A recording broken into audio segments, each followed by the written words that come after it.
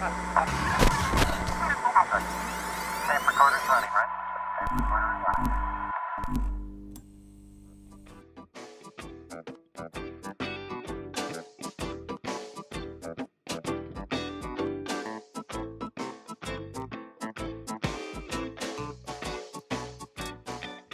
Nancy Crabb, how are you? I'm good. How about you? I'm good. How's your summer been? Summer has, so we moved to Maine. One of the reasons was seeking four seasons, and we got here to experience what everybody has told us is the worst summer they have ever had. So, Oh, yeah. on the plus side, I'm guessing that next summer it won't feel like Houston relocated, just with it's 90 degrees and it's 90% humidity is not at all what we were seeking. But outside of that, I think the summers have been great. Yeah. So super cold winter, super hot summer. So you got two seasons.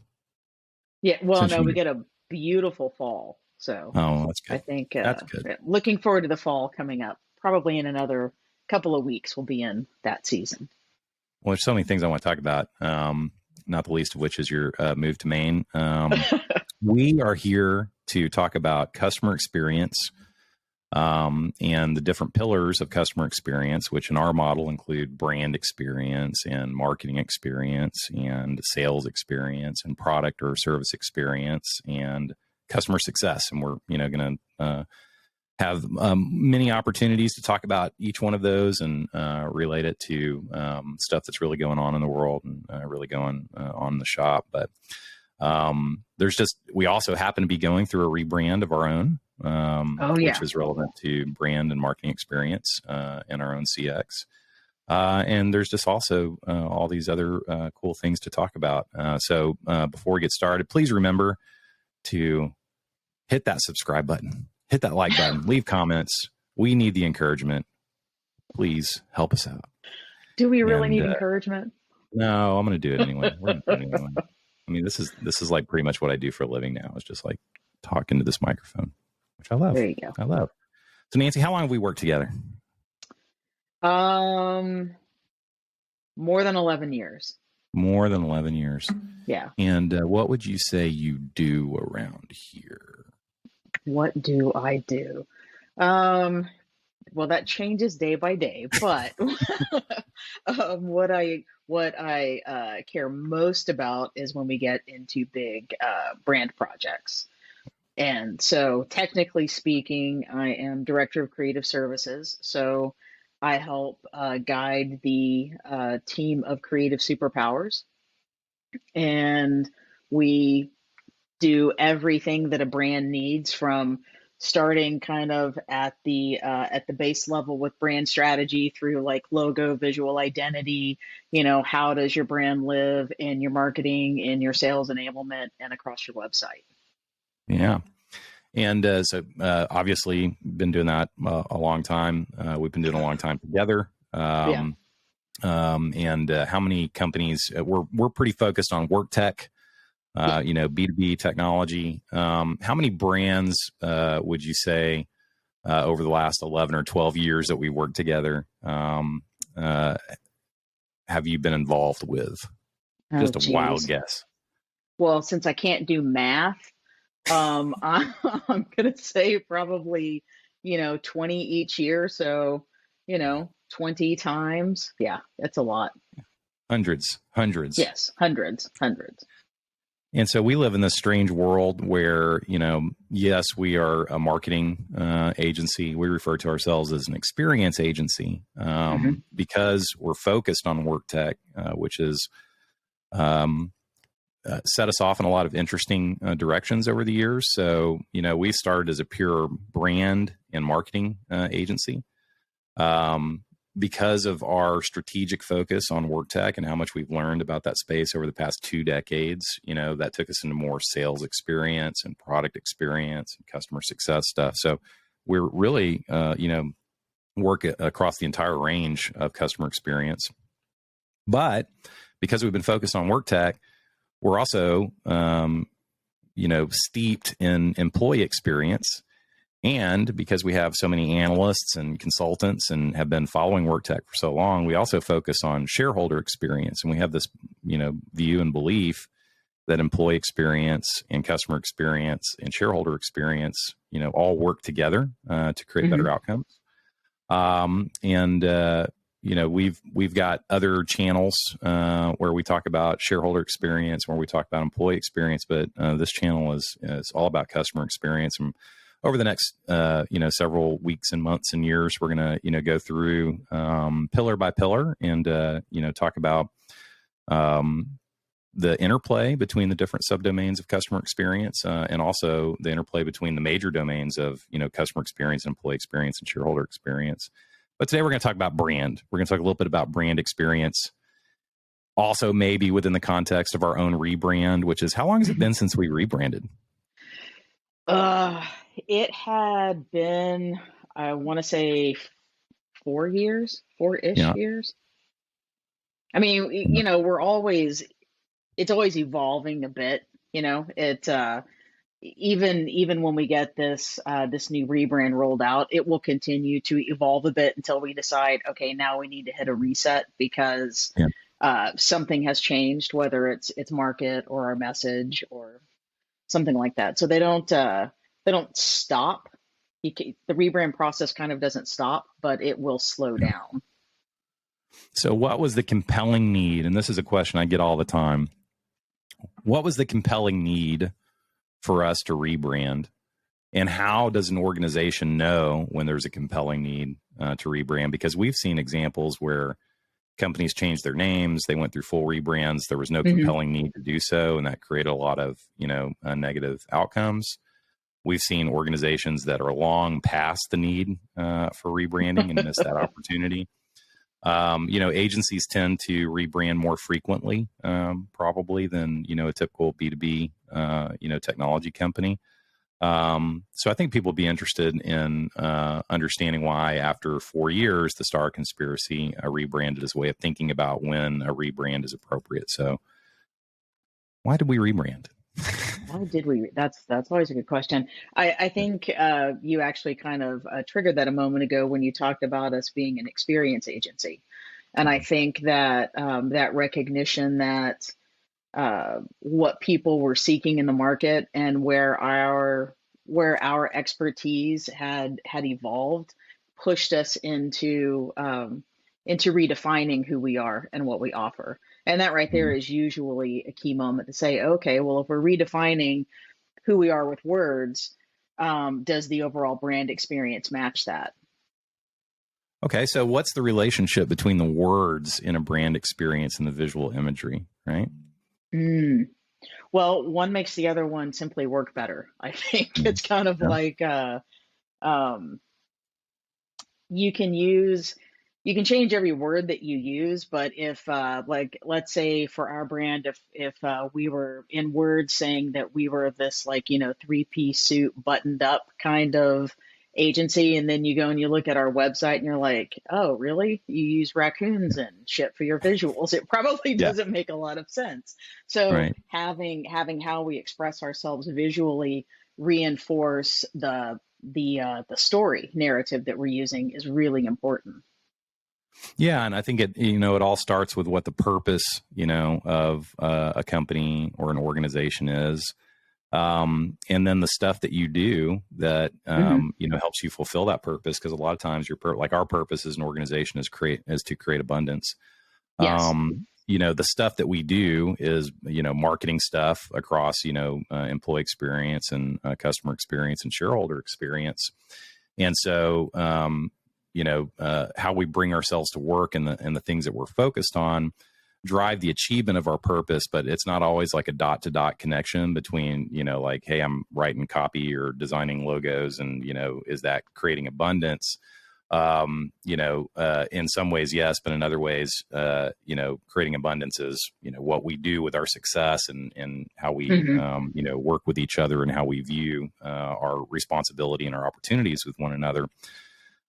But there was a very clear moment where what we were known for in what our brand emotes about, the type of work that we do and the way that we do it and what we believe in and, what we care about, which I think was brought into sharp focus during the pandemic. I really do. I think we really got closer to understanding how what we do every day maps directly to our purpose, and this lucky fact that we're in a field where we can have such a significant impact on people's lives, and the quality of their life and the quality of their work experience and all that. Moved us in the direction where it's like we need to rebrand because our story is more now than it used to be. And I think one of the best, love to hear your opinion on this, but I think one of the best things that a rebrand does is send the message that something has changed, and invites people to take a look at, what has changed and why, and what does it mean for them and for everyone else. I would completely agree with that. And that's one area where I think sometimes brands maybe get shy about the commitment that a rebrand is going to take. And I understand that because it's an investment in budget and time and resources and all those things. But if they are at that key inflection moment, right, where something has changed, or their whole product set, all of their offerings have changed due to acquisition and things, that is exactly that moment to get that message out there. And a lot of times I think it gets lost. They figure, well, okay, who we are and what we look like has gotten us where we are. It ought to be fine to get us, to that next stage. And quite often it doesn't. And people won't even notice or, pay attention to the fact that something big has changed. Yeah. Well, and so there's some very practical aspects to, a lot of people really get wrapped around the axle when they're trying to describe what a brand is, what it means. It is a very abstract concept in many ways, but there are some very easy ways to, kind of understand it. For me, the easiest way to think about brand and the role of brand,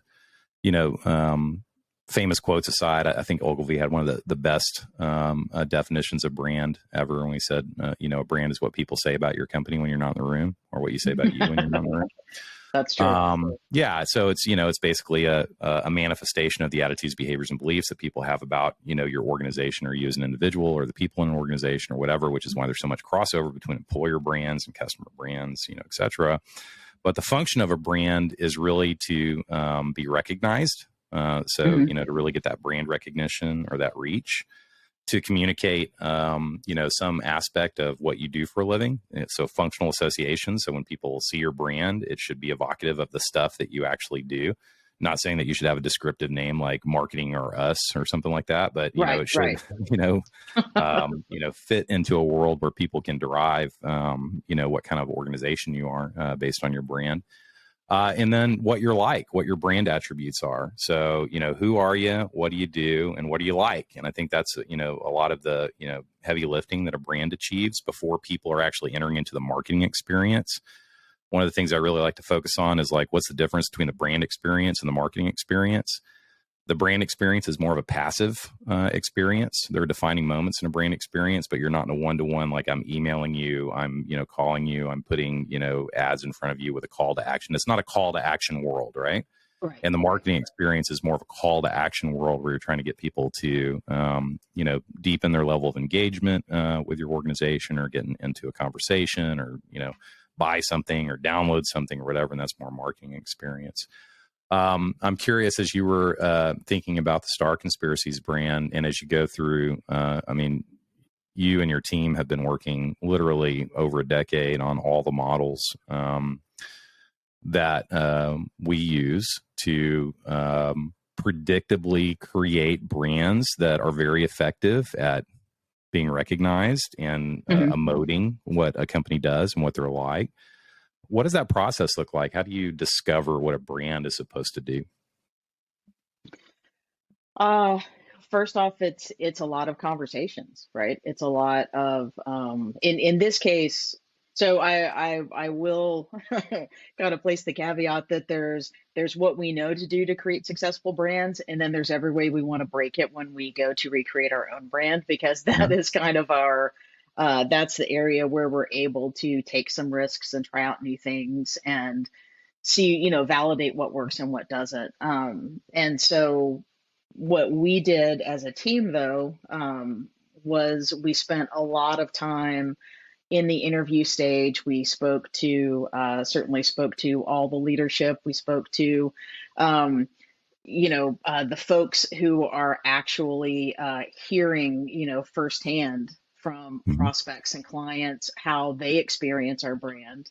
And then we also gathered input from everybody in the agency, because after going through a heavy growth period, we had a lot of newer folks who had, maybe there were things that, as some of us who'd been at the agency for a long time, were emotionally attached to, but they meant Mhm. something different to us than they did to people who were encountering the brand at a newer stage. And that was very important to capture all of that. So initially, we just did a lot of discovery sessions and talking, and really trying to match up what we heard across all the interviews to determine what was really resonating across all those levels.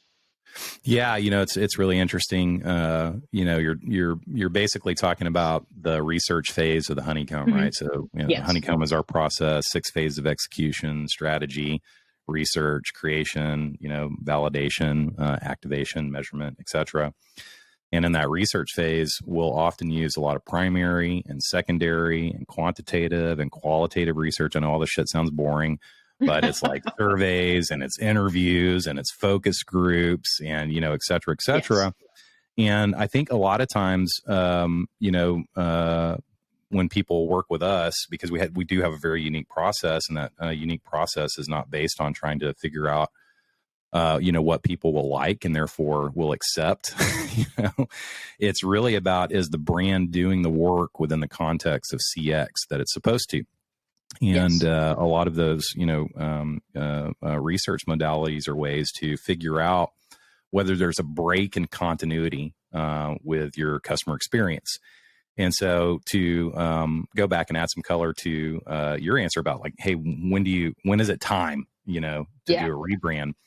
I would say that, the number one, kind of reason for me to recommend a rebrand is when there is a break in continuity in the CX. And the way that you find that out is through research. And so Hmm. if people have a perception of who you are, what you do, and what you're like from a brand perspective that doesn't match up with what they're hearing from a sales experience perspective or what they're seeing in a marketing experience perspective, and heaven forbid what they perceive about your brand doesn't map to what they're receiving in the product experience or the service experience, if there's a disconnect there, I'm not saying that you always need a rebrand. I'm saying that you need to figure out where the breaks in continuity are between the Yeah. pillars of your CX and decide what your overall vision is and what your purpose is for the CX that you want to create. And then figure out if your brand needs to be brought into line with what you're actually doing, or if what you're actually doing needs to be brought into line with your brand. And I would say that for the Star Conspiracy, I think that the experience that people were having in sales conversations when they figured out all the stuff that we're capable of doing didn't line up very well with the historic perception of who the Star Conspiracy is, what we do for a living, and what we're like.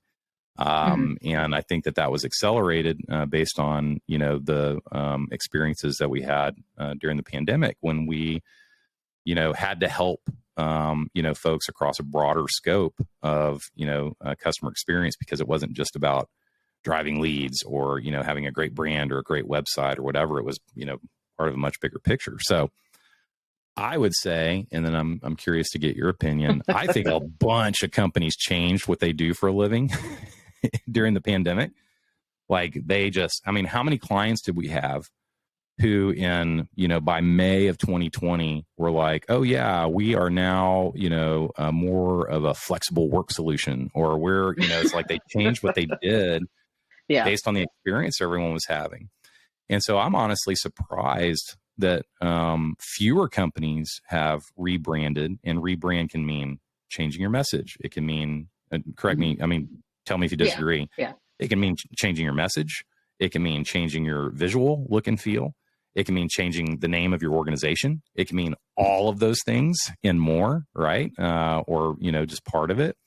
I'm surprised that we didn't see more wholesale rebrands, in the past year or two, because I think there's so many situations in which the perception that people have about a company's brand is so out of touch with what they're actually doing now and what their purpose is as an organization.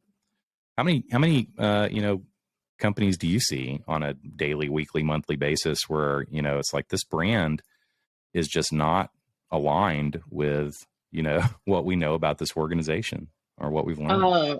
I see more than I would like that fall into that category. And but I do think I do think I do think we will see more brands take that step. But I will say too, something that we have, at least I've been hearing a lot more of in conversations with clients and with prospects, is they're they seem to be embracing more the idea of that, whatever that strategy is that's driving, what their next acquisition is, or what part of Mhm. their product they need to develop more, or how they need to get things out to market, that they're starting to make sure that all of those things need to be driven by the same strategy or vision, right? And then Mhm. that makes the conversation of mapping their brand experience back to what they're doing a lot simpler. Yeah, and I think there's a very practical aspect of that. That need for alignment, between Hmm. the brand and just the multiple kind of pillars of the CX and et cetera, became very pronounced over the last kind of 2 or 3 years, especially. And I think there is much more of an appetite, for kind of understanding, kind of we live in the B2B world, right? I mean, for the last, uh, more than a decade, way more than a decade, we've almost been trying to convince people in B2B that brand is important and that brand Hmm. is different than lead generation. And that, Yeah. brand means something that's important and has, goals. And we used to do all this research about the correlation between brand recognition and market share and, in-game outcomes and the pipeline and all that stuff. We're not in that world anymore. I feel like it is fairly cyclical, but I don't think we're in a world where we have to convince people about the power of brand. No, I Um, think people in business think more like consumers now than they used yeah, to. Yeah. yeah. And so it has created a great opportunity to switch the dialogue, not just from, hey, branding's important, to like, hey, this is how you actually do it and what the purpose of brand is and what the role of brand is. But I know that, where the rubber meets the road is that a brand that's not effective because of those breaks in continuity in the CX results in things that, most companies care about that are a lot easier to measure than brand, right? Yeah. So a lot of times, when people are not getting the conversion in their leads that they want, right? Like they drive a bunch of inquiries, Hmm. and a bunch of them end up being marketing qualified leads, but then the number that actually convert into sales qualified leads starts to get less and less and less and less over time. A lot of marketing leaders and executives instinctively look at that and say, well, there's something wrong with our, demand generation, marketing. In reality, more times than not, what's happening is there's something wrong with the brand, because the Hmm. brand is setting a different expectation than what they're actually experiencing in the marketing experience and the sales experience component. And so their brand is attracting, the wrong kinds of folks, based on, what it is that they're trying to market and sell and actually deliver. And so I think people are becoming more sophisticated about, kind of the downstream impact of, great branding. But I do think that there are a lot of organizations out there that haven't ripped the Band-Aid off, and actually taken a dive into the rebrand. Yeah. I think it's all because of a lack of talent And I don't mean like people aren't talented. I mean, it's like you can't hire anybody. And a rebrand is like, that's a significant situation. You've got agencies, there was a period during the pandemic where we were like turning down business and we didn't do any new kickoffs for like a month just to try to catch up. So you've got agencies who are overtasked. You've got marketing leaders and executives who can't hire fast enough to fill their teams. And so I think we're about to see just a deluge of kind of new rebrands. I don't know. Maybe that's just wishful. I think you're right. I think we will, but that kind of pokes at something interesting. So one of the, we had a moment, I don't know, maybe 6-8 weeks ago, because we've been so heavily steeped in our own rebrand, where we were like, holy crap, we have a lot of stuff we have to reskin. And that's where it comes down to. There's the investment in, maybe you don't have an internal team that's capable of really developing the brand the way it needs to be done, right? So you go out of house for that. But one of the things that and this really falls on us on the creative side, when we get into a rebrand with a client, there's not just understanding what the brand needs, but who do you have internally and what does your team need in order to successfully carry this forward? Because past the launch, you've got to make sure you have a team of people who can execute everything you need to keep it going and keep the experience intact. Which, by the way, I don't understand how people who don't work in an agile way like us can actually make projects like that work. Right. So we work in weekly sprints. We work in 4-day sprints. So they're pretty short sprints. Most of our clients are on subscriptions, just like Netflix. They pay us, Netflix is on that month. If they don't pay us, it gets turned off. And, that allows people to, sometimes go away for a few months in moments of economic uncertainty. I always find it interesting that our average retention when we went from retainers to subscriptions increased, because you would think if you weren't holding people into a year-long contract with a 90-day termination and all that stuff, that they would leave a lot easier, but they don't. So people on subscription stay. Anyway, the reason I bring it up is because I think there's a world where you can work with an outside agency and you can get your logo and your color palette and here's your brand standards guide, and then that gets handed over the fence, and that's a very contained project. And I think that's one way to work with an agency. That's probably the way that most organizations work with an agency.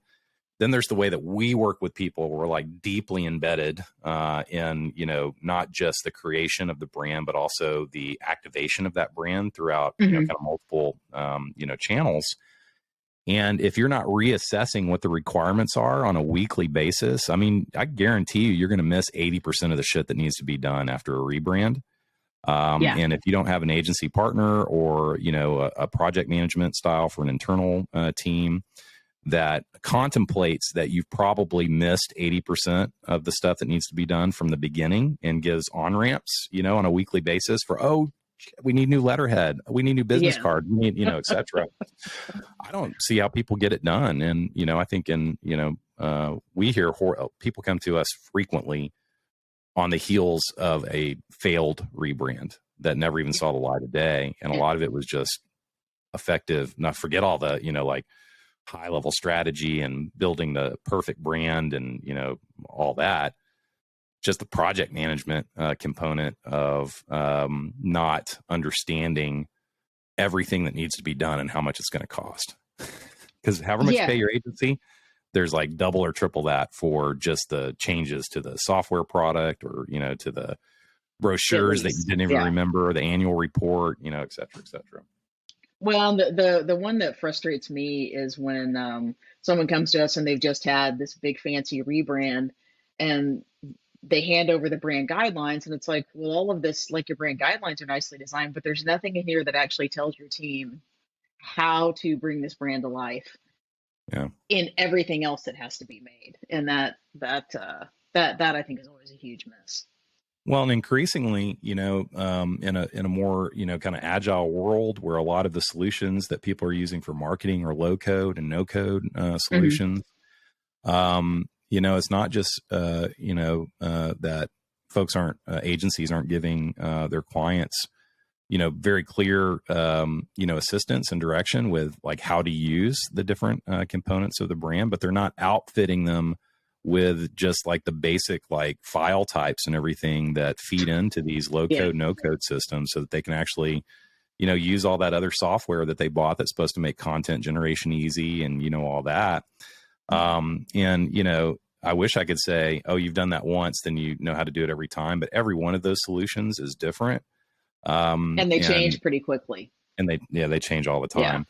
time. And so there's just like a big, that's why for me, yes, first of all, brand is to me the most critically important aspect of the customer experience.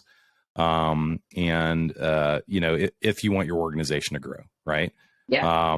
I think people could easily make the, argument that no, it's your product experience. It's how great is your product or how great is your customer success.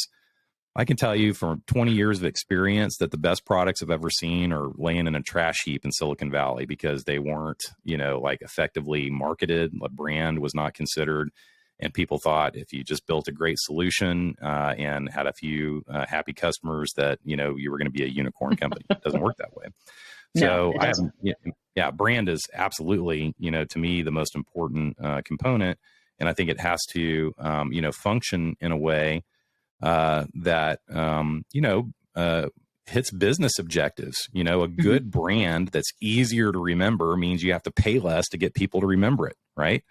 And so just knowing that from a brand recognition perspective is important. The amount of time and velocity and money that you're able to save by having a brand that emotes what you do and what kind of organization you are, again, saves time and money in terms of getting people together who share attitudes, behaviors, and beliefs pursuant to the solution that they're searching for. So that being said, it is such a major, major, major thing that you shouldn't just rebrand because, you got a new CEO and the new CEO's favorite color is orange. Yeah. Or somebody needs a new project. Yeah. Or somebody just really feels strongly that their company got some negative PR. And unless they change the company's name, that, bad things are going to happen. I mean, it is such a long process with so many unknowns that you should only do it when there's an incredibly compelling business case and you should know what you're getting into. And that's probably the thing that can be the most harmful if you cheap out on it. Sounds like I'm trying to talk people out of it's not the place to save money. I used to there was a place I used to drive by when we lived in Fort Worth, and it always amazed me. They would put up a billboard that it was a buy one get one for a tattoo shop, and I thought, of all the things in the world that you're going to go cheap on, that's going to be the thing, like the thing that's going to be attached to you forever. I kind of feel like brands are the same way. Like that's not, if you're having budget issues, that's probably shouldn't be your first go-to of where to, go for the cheapest solution. No. And, oh my gosh, there are so many examples of, just, poorly executed, brand initiatives that completely sank, companies. Yeah. All right. Well, Nancy, this is just a start. And we have so much to talk about. I can't wait to talk more about brand and brand experience. I can't wait to talk about marketing experience. Yeah. And then how all that, flows into sales and product and experience and customer success. And there's so many specific components of brand experience that I think we could break down. Like I would love to talk about naming. Knowing like we have worked on our naming process for 2 decades. I really don't think that people have the level of sophistication in their approach to naming that we have. And I would love to talk about naming conventions and the role of name brand strings and, like product catalogs and all that stuff. Also, I'd love to talk about color. I'd love to talk about, imagery. I'd love to talk about this amazing sticker system that y'all created as part of our brand. And I think we could talk about brand experience for probably another year. So next time we get together, let's talk about brand experience. But eventually we'll get on to some of these other topics in customer experience. But that sounds like a plan. Yeah, appreciate your time today. Any advice for people out there who are contemplating a rebrand? Yeah, I think if you're at a point where you think we probably need to do it, you're long past the point of when you should have done it. So don't slow walk it. I Yeah. mean, just commit. It's time. Yeah. And I would also, to that point, not start by asking the executive management team, you know, really. I mean, I would really gather Yeah. some data and some research and say, here are the compelling reasons why we need to rebrand, rather Mhm. than just floating the idea, because a lot of folks on the executive management team either have a personal connection to aspects of the brand, because they were the ones who, were interviewed the last time there was a rebrand, and they just think the brand's the greatest thing in the world, or they don't see, the connection between, a really great functioning brand and business outcomes for the organization. Mhm. And as long as it looks good enough, they don't really feel like it's something that should be invested in. So I would say come to that conversation with information about how your brand's actually performing. Yeah. Well, and that's, when people say, well, we have a lot of equity in our brand, validate. Do you have equity in the name of the brand, or do you have equity in the totality of the brand? And determine where you can really push to re-explore how you sit in the Well, market. and most of the time that's complete bullshit. So like, Yeah. there are a number of tier one companies who have brand equity. And then there are a lot of companies who think they have brand equity and they don't. And they don't even know what, brand equity. I think what they're trying to say is like our brand makes us money, which is, Yeah. kind of an oversimplified definition of what brand equity actually is. But I have, and I can't stress this enough, and I'm going to shut up. I have in the last 2 years seen some of the most irresponsible brand studies that I've ever seen. I mean, it's almost like a bunch of people just decided to get into brand research and know nothing about it. But I have seen, because we know work tech so well, and because we're always doing our own research, for various reasons, I have seen brand studies where I'm pretty sure the data was either fabricated, or where the surveys and the research was conducted within a group of 15 people who all really knew the company very well. Yeah. Because I've Could seen be. recognition, like a good assisted recall for for a tier one brand in work tech is going to be about 70 to 80%. Like if you're talking about Oracle or Mhm. SAP or Workday, and you're putting the name in front of people, 70, 80%, is about as high as you're going to get from an assisted, kind of recall perspective. And I have seen brand studies for companies that have been in market for 2 or 3 years that have 5 customers, where they're saying that their assisted recalls like 95% and their unassisted recalls like 60%, which is just impossible. It's not the way it works. And I don't know where these research projects are coming from, or what's going on. I've just seen this like burst of really terrible brand studies. And I think there's, you just have to be careful, because a lot of times executives want to rebrand because they want it, right? And there's Mhm. no compelling business reason for it. You have to be careful because agencies want to sell you a rebrand, because if you're a hammer, everything looks like a nail, right? So you have to be careful about, the relationship between the research and the person who's like, doing the rebrand.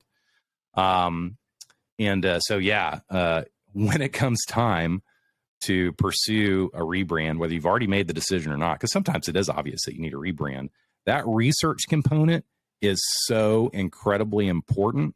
And if you are not asking people to show you the data tables, to show you what their sourcing methodology is, to show Mhm. you where they're getting the list that they're using for their brand research, then you're going to be making a lot of business decisions based on fake data. That's just kind of people randomly answering questions because they get paid $5 through a mobile app every time they do a survey. Anyway, we're not supposed to talk about research when we're so creative, right? It's like, Yeah. oh, Well, we do have creative research we do, but then we also have some really smart uh, data research people, and I'm not one of those. But I like to say, hey, can you ask this question? This is the question I want the answer to. Yeah, I'm more on the kind of research side, and to me it's fascinating and also infuriating. But I don't see how you could actually create a good brand without great research. Okay, I'm sorry, Nancy. We'll get together again next week. Sounds good. Good talking to you.